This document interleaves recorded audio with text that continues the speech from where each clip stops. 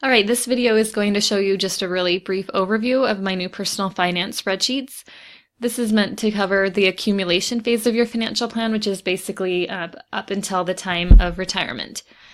So we're just going to quickly go through each of these sections. I'll have other videos that'll come out soon that will show a little bit more in depth how to use them and then a lot more detail about them. Later, I'll come out with retirement, college, and estate planning workbooks to go along with this. So if you do purchase this personal finance starter bundle and you want to add those on later, I'll have detailed instructions so that you can integrate them into this workbook, of course, without having to purchase them all again. The table of contents links to all the other sheets, so if you click on one of these, it'll take you directly to that worksheet.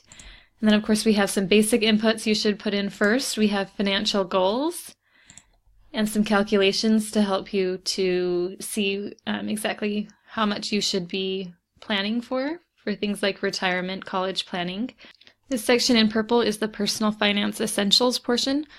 So first, this overview just gives you a really brief summary of your year-to-date expenses. We have everything as estimated set up for 2019, so right here there's nothing in there right now.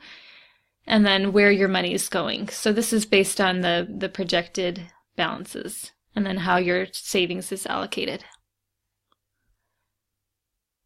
It also has your most recent net worth here, and then some financial ratios. So if we go through, we can briefly look. There's the annual cash flow statement. You can change these to actual at the end of each month, and then you can track which is actual, which is estimate, which will be important for things like the tax workbook. You calculate the savings rates based on the annual cash flow. Everything pulls in. Your current net worth, historical net worth. Like I said, not all of them I've filled out in detail. An easy way to calculate how much you need for your emergency fund. The next section is the debt and credit management section. So that will provide you a quick overview of your debt progress. It has a sheet to calculate your credit scores reports, credit card debt payoff, and then there's a bunch of loan amortization schedules. So you can see it has the loan amortization schedule is a spot to put extra payments, and the little chart that shows you how much progress that you've made here in blue and how much you still have to pay off on those loans. The tax section is next, and that covers federal and state taxes. So the overview here shows really quick how much you're expected to pay in taxes, and then a comparison of the tax rates, some other analysis numbers, ratios, and then some planning numbers here that you can see how much is left in your tax bracket, how much you have in the capital gains brackets, and this helps with things like Roth conversions. And then a more detailed analysis. You can see in this chart it has your taxable income and then how that stacks up to the brackets. There's the tax summary. This is for the federal taxes, and you can see a lot of this pulls in from the annual cash flow. I've set up the categories so that it's really tax specific, so everything that can pull in, pulls in. And then, of course, there's still manual inputs you can use to project your taxes. There's the Schedule C business, Schedule D, which would be your capital gains and losses, rentals. The new QBI deduction is calculated here. Self-employment tax, AMT, which is probably not going to apply to very many people starting in 2018. Some additional taxes, and then you can see the tax tables, worksheets, that's all here. And then there's a template to set up your state taxes as well. So I can't obviously cover all 50 states, but I think this template will help you. You can do just a little bit of setup here, and then you'll be able to calculate your state taxes. You probably noticed in all of these that there is a second scenario also, so that helps with tax planning if you want to know if you receive additional business income or you make certain decisions, you can see how that will impact your taxes. The other thing that the tax worksheet has is federal withholding and state withholding. So you can calculate, based on the tax that you already calculated, how much you want to be withheld from your paychecks. So you can put in your wages, etc. here. And then based on this number of allowances, whether you're single or married, you can see how much federal income tax withholding that will be. So it makes it really easy to be able to adjust that. So I would say this tax spreadsheet is probably not for someone that doesn't really know anything about taxes, but if you know the basics of taxes and you can look at your last year's tax return to make sure that everything is covered here, it provides a pretty good template to start and covers most tax situations, I would say. The next section is insurance. It might be tempting to skip insurance, but of course it's really, really important, especially when you start to get a few more assets. So the insurance overview covers a quick checklist. After you go through your insurance policies, you can check those off. It shows how much you're paying in insurance premiums.